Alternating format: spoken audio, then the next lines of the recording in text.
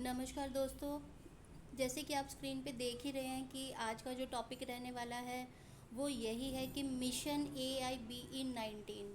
अब देखिए, बहुत सारे मेरे फ्रेंड्स ने और मेरे कोलीग्स ने और जो मेरे साथ मेरे चैनल पर जुड़े हुए हैं, बहुत सारे मेरे दोस्तों ने मुझे बताया कि AIBE-18 के लिए एक रिट पिटीशन फ़ाइल की गई है। तो देखिए, रिट पिटीशन का तो फ़ैसला आने में टाइम तो ऑब्वियसली लगेगा ही लगेगा, और हम कोई श्योर नहीं है कि वो हमारे फेवर में जाएगा ही जाएगा।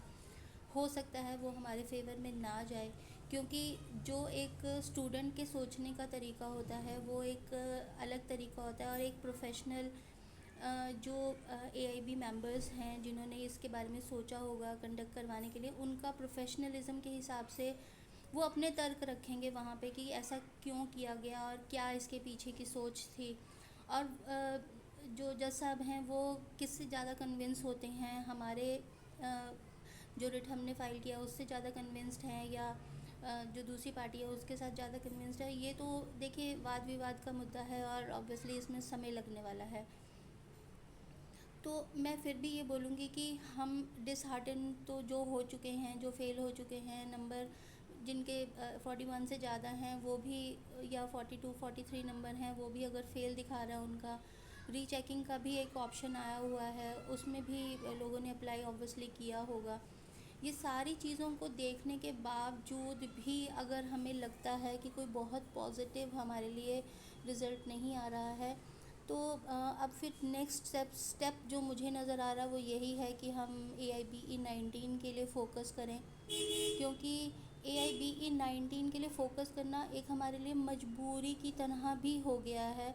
क्योंकि अगर हम अब AIBE-19 नहीं निकालते हैं, अब ये हमारे पास ऑलमोस्ट शायद लास्ट अटैम्प्ट ही है। पहले साल में 4 बार पेपर होते थे, हम सबको यही कहा गया था कि 4 बार पेपर होंगे, आपको 2 साल के अंदर अंदर निकालना होगा। अब क्या कर रहे हैं ये लोग, साल में 2 ही बार पेपर करवा रहे हैं। हमारे पास ये ऑप्शन भी कम हो गया। वैसे रिट पिटीशन में ये वाला ऑप्शन भी रखा जाना चाहिए कि पहले 4 बार का कहा गया था कि 4 बार में आपको 2 साल में 4 बार पेपर होंगे, 2 साल के अंदर अंदर आपको क्लियर करना होगा। हमें सिर्फ 2 ही बार का ही ऑप्शन मिल रहा है पेपर क्लियर करने के लिए। तो फिर भी चलिए, अब इसमें भी हम हेल्पलेस, अब कुछ कर तो नहीं पा रहे हैं, मेल्स जितनी मर्जी कर लो कोई रिवर्ट तो आता नहीं है। तो अब AIBE-19 के लिए प्रिपेयर करना शुरू करते हैं, क्योंकि अब शायद मेरे मेरे अंदाज से, अब मुझे नहीं पता, बड़ी जल्दी हो सकता है वो एक नोटिफिकेशन और आ जाए कि भाई अब हमने रिज़ल्ट की डेट एग्ज़ाम की डेट फाइनल कर दी है, और अब इस डेट को AIBE-19 होगा।